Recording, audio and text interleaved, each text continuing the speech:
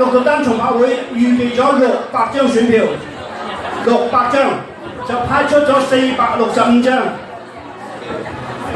派出465張，剩餘嘅選票係135張。咁回收465張，有其中5張係廢票，460張係有效票。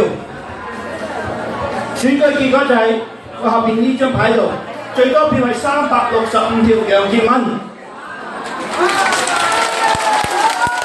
佢係當選第16屆綠道丹重拍會嘅會長，副會長係得到258票嘅周國榮。OK， 咁其他咧都係我哋嘅理事 ，OK， 咁大家知道今日嘅投票咧係重拍總會各位理事嚟監選嘅，大家有冇意見？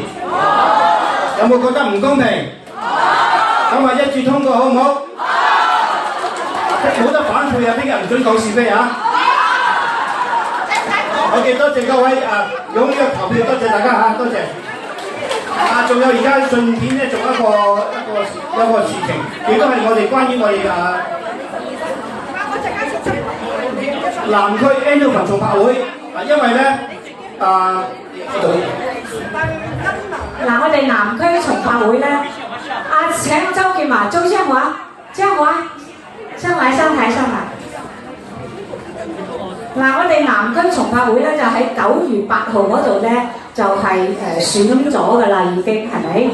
咁樣咧，因為鑑於我哋南區重拍會有500幾個人會員啊，530幾人，咁我哋係分佈好散啊，又喺Mastic 啊、路蒙啊、Helen 啊、芬奴啊、Danbos 啊、Dilmer 啊、Andover 啊，所以我哋係分得好散。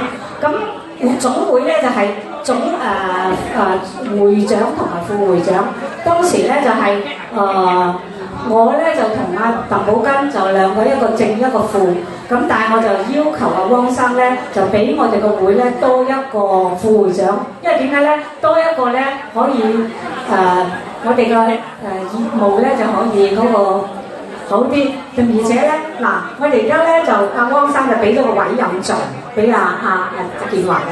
鑑於會員人數不斷增加，工作日益趨繁重，有必要設立相應嘅職位，以促進南區會務穩健與特續發展。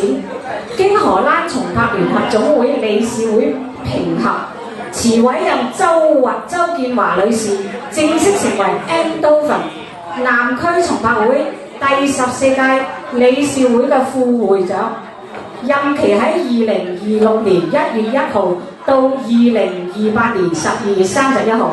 咁我哋大家俾啲掌聲我哋，我希望我哋個南區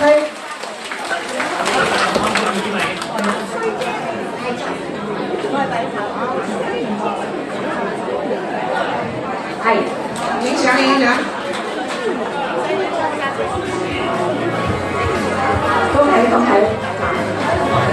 恭喜！恭喜！